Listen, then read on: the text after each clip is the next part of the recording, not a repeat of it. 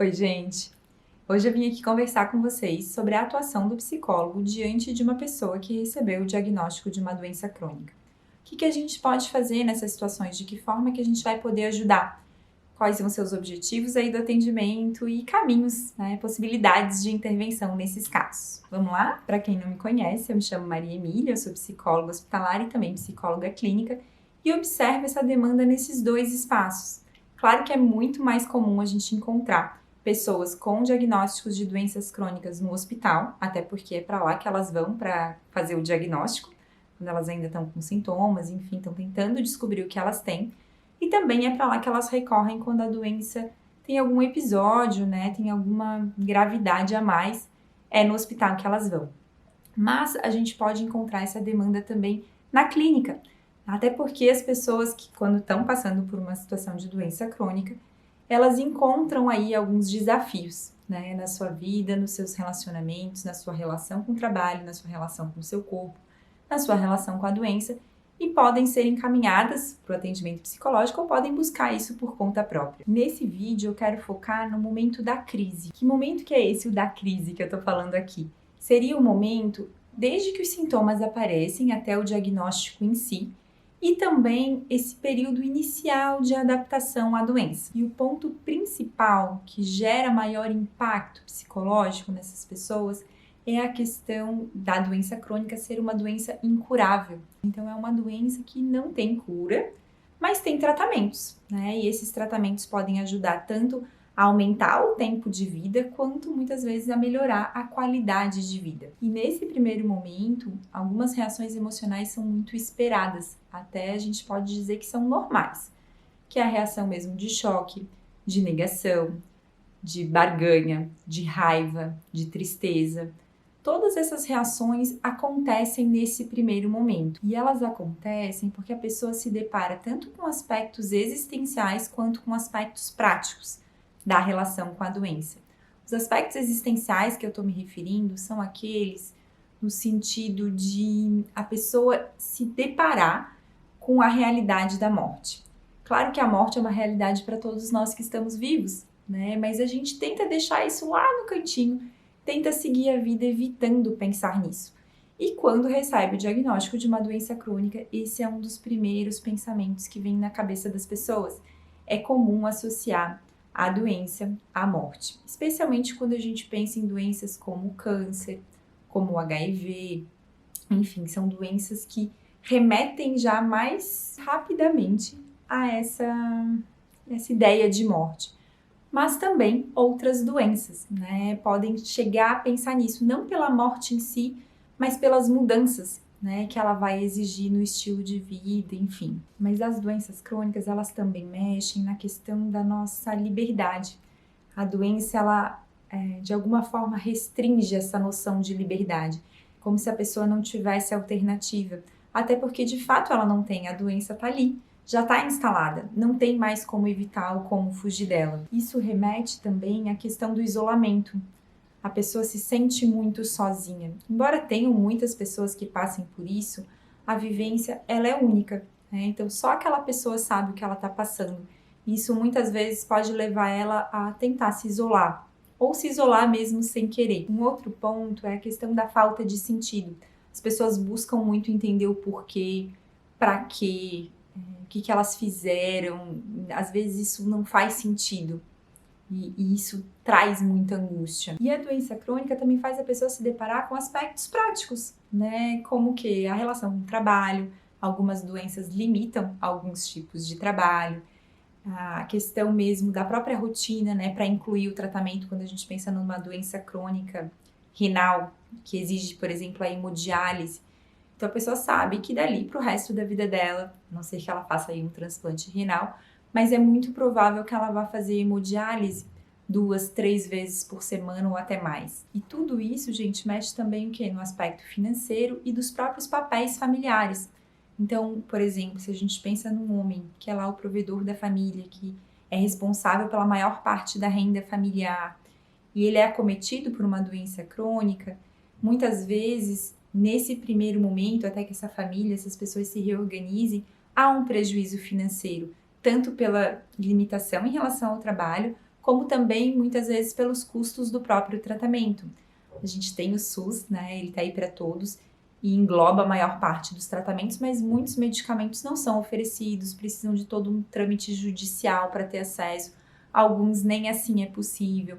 Então isso também mexe muito com esses aspectos práticos e também assim de cuidado com os filhos, como é que vai fazer para poder ir às consultas em situações de internação. Diante de tudo isso, para a pessoa conseguir atravessar esse momento, ela vai precisar cumprir algumas tarefas, ela e a sua família.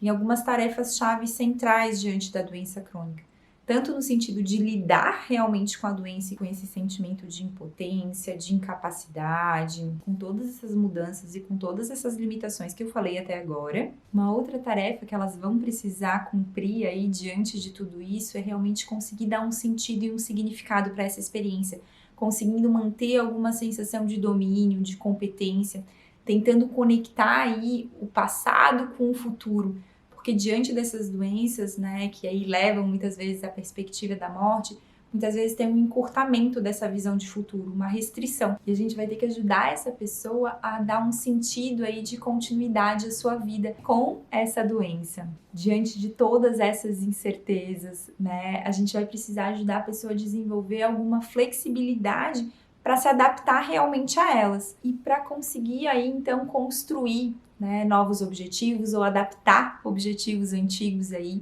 Um ponto principal que eu acho que precisa ser trabalhado no atendimento psicológico é a compreensão que a pessoa tem então dessa doença. Ela vislumbra tudo isso que a gente está falando? Ela consegue entender esse impacto que vai ter? Será que ela está entendendo isso com dados realmente nas orientações e nas informações que estão sendo passadas pela equipe médica? Ou será que ela está com muitos medos baseados em fantasias, em experiências passadas, em referências da sua própria história de vida, de outros processos de adoecimento anteriores ou de adoecimento de pessoas da sua família? Então a gente precisa investigar tudo isso, precisa investigar como é que está essa compreensão, até para ver, né, se a expectativa que ela tem tá muito ideal, assim, no sentido até de ter uma certa negação, de não vai ter nenhum impacto, não tem problema, vai ser simples, vai ser tranquilo, e não tá contemplando tudo isso, ou se ela também tá contemplando tudo isso com o pior cenário possível, imaginando um futuro catastrófico.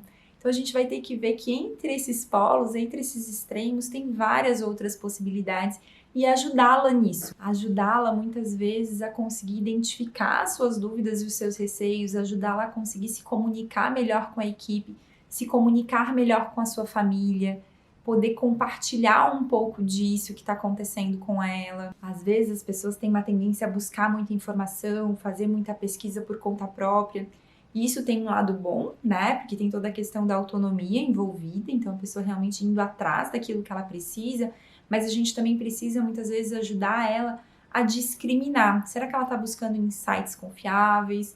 Será que ela está conseguindo buscar para todos os lados ou ela está pesquisando só um lado bem pessimista ou só um lado bem otimista? E enquanto a gente vai avaliando, né, questionando, perguntando sobre essas questões para tentar ampliar a nossa compreensão e a compreensão da pessoa acerca da vivência que ela está tendo, é interessante também a gente fornecer algumas informações se a gente tiver, né? O que a gente sabe sobre aquela doença, o que a gente pode também ajudá-la realmente a compreender falando de uma outra forma, explicando alguns pontos. Então isso também eu acho que cabe um pouco dessa psicoeducação. E um outro ponto, assim, para além disso, que eu acho super importante de ser trabalhado nesse primeiro momento, são as reações emocionais mesmo. Como é que essa pessoa está se sentindo diante de tudo isso? Acho que o atendimento psicológico é um momento de escuta, realmente um momento de valorizar aquela experiência. O que está sendo sentido é válido diante daquilo tudo. A gente vai precisar demonstrar muito respeito e ter muita paciência, inclusive para aquelas reações de raiva, de tristeza, de medo, até para negação mesmo. A gente precisa respeitar isso.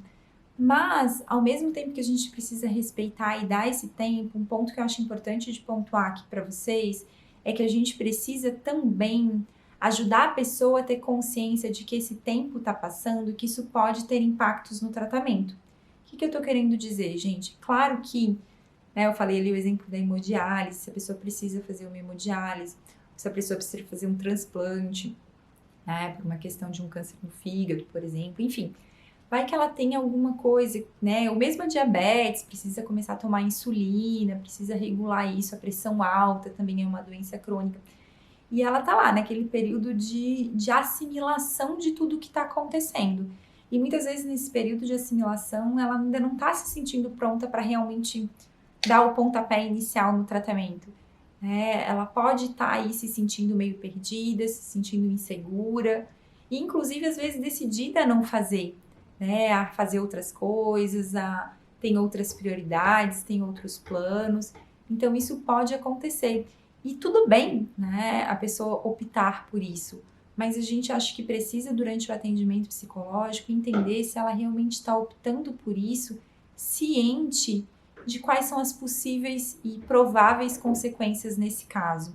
Então a gente precisa também fazer ela pensar no outro lado, né? Nossa, e nesse sentido a gente pode estar validando a experiência, inclusive descrevendo isso que a gente está observando, né? De que realmente parece que está sendo difícil para ela passar por esse momento, que a gente percebe tristeza, que a gente percebe insegurança, mas que a gente gostaria de saber, né, o que ela acha que está acontecendo em relação ao corpo dela e à doença dela enquanto isso, né, o quanto que ela entende que esse tempo que ela espera para começar algum tratamento, por exemplo, é um tempo em que a doença pode estar se espalhando mais, pode estar crescendo, pode aumentar o risco mesmo. Porque muitas das doenças crônicas, gente, se a gente trata, só consegue ter uma vida de qualidade aí, né? Se a gente pensa nessas doenças como a diabetes, como a hipertensão, a asma, mesmo algumas doenças pulmonares, enfim. A gente pode pensar em alguns tratamentos que ajudam aí, né? E que podem realmente facilitar muito a vida da pessoa se ela aderir a esse tratamento. E aí, gente, não é uma questão de convencimento, tá? Não é isso, pelo amor de Deus. Mas é de realmente a gente fazer ela compreender a responsabilidade que ela tem diante daquela escolha. Ampliar a consciência dela sobre o movimento que ela está tendo e que impactos que isso vai ter tanto na vida dela quanto na vida da família dela. Tudo isso eu acho que são pontos interessantes de serem abordados durante o atendimento psicológico. E é claro, gente, que se uma pessoa recebe o diagnóstico da diabetes, precisa começar a aplicar insulina, é claro que ela precisa de um tempo para aprender, ela precisa de um tempo para conseguir incorporar as mudanças necessárias aí na alimentação. É claro, né? Mas a gente pode também tentar pensar junto com ela qual o apoio que ela pode ter, quem será que poderia ajudá-la enquanto isso, quem que poderia se responsabilizar junto com ela por esse tratamento, se for o caso, reconhecendo também as potencialidades dela, tentando fazer ela se conectar com essa força interior que já ajudou ela a atravessar outros momentos de dificuldade. Então a gente conseguir olhar para esse passado também, identificando esses aspectos, né? Olhar para esse contexto atual, para esse ambiente, para essa família e ver também se tem aí aspectos protetivos que podem realmente protegê-la nesse primeiro momento e ajudá-la a atravessá-lo. Nesse primeiro momento, gente, eu tô falando da família aqui porque é muito comum que, claro, depende dos vínculos, depende de uma série de coisas, mas é comum que tenha um movimento maior de aproximação nesses momentos, né? De uma notícia, de uma doença, enfim. Até, por exemplo, doenças como o Alzheimer, o Parkinson. É normal, diante de uma doença dessas, a família se aproximar. Então, todo mundo tentando ajudar, todo mundo tentando se aproximar, e isso até é interessante, né? Nesse sentido que eu estava falando antes, mas também corre o risco da pessoa se sentir invadida, da pessoa se sentir infantilizada. Então, a gente precisa também pensar, né, nesse apoio sem que ele vire uma questão, assim, de uma dependência, de uma superproteção, né? Mas a grande questão que eu quero trazer aqui é que esse movimento, né, não dura para sempre, geralmente. Quando a gente pensa, né, na doença crônica, não tem essa primeira fase para essa adaptação inicial para dar conta de tudo que está acontecendo, mas ela vai caminhando e vai entrando numa fase crônica. E a fase crônica das doenças crônicas pode ser tanto constante.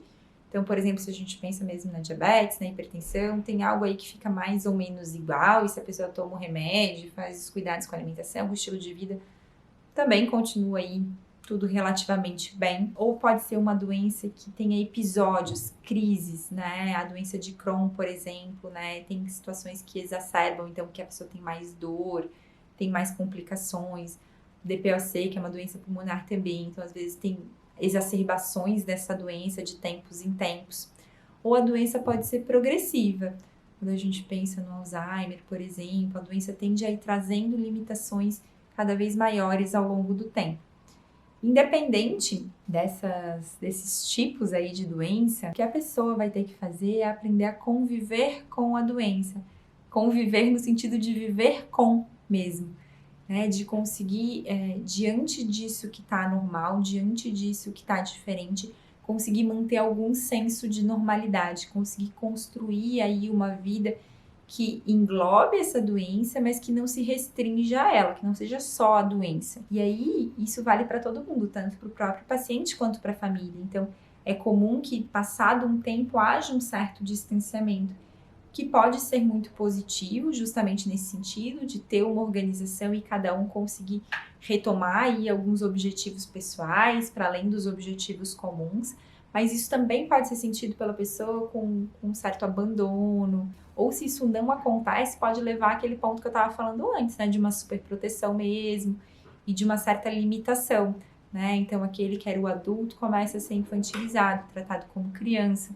Então, a gente precisa também estar atento a esses elementos e tentar ajudar a organizar, né, junto com essa família, o que faz mais sentido para eles, né, o que fica mais coerente, o que fica mais interessante. E muitas vezes a gente vai fazer isso só descrevendo mesmo o que a gente está vendo. Né? A gente não precisa necessariamente sugerir, até não recomendo sugestões, né, mas a gente realmente poder mostrar, olha, eu tô percebendo que isso está acontecendo, o que você acha? Como que você percebe? Como que você gostaria que fosse? O que está ao seu alcance fazer? Então, a gente poder caminhar um pouco a conversa nesse sentido. Então, quando a gente está ali diante da crise, claro que a gente vai estar lidando com aqueles pontos que eu estava falando antes, mas a gente precisa ter em vista que esse momento da crise é um caminho para esse momento que vem a seguir, que é o da cronicidade mesmo da doença, que pode ser um tempo muito longo, pode ser um tempo curto, e que, né, em algum momento pode chegar aí, né, deve chegar aí numa fase mais terminal. Mas enfim, esse não é o foco desse vídeo, a ideia era realmente falar dessas situações nesse momento de crise, de algumas das nossas possibilidades de atuação. Espero que tenha feito sentido, me contem aí nos comentários se fez sentido, se não fez, se ficou dúvidas, me contem também, eu vou adorar saber, vou adorar poder, né, esclarecer algum ponto, enfim, poder contribuir, a minha ideia aqui é realmente essa. Então, se você gostou, deixa um like, né? Se inscreve aqui no canal, que toda semana eu tô postando novos conteúdos relacionados à psicologia clínica e à psicologia hospitalar. É isso aí, gente. Até mais!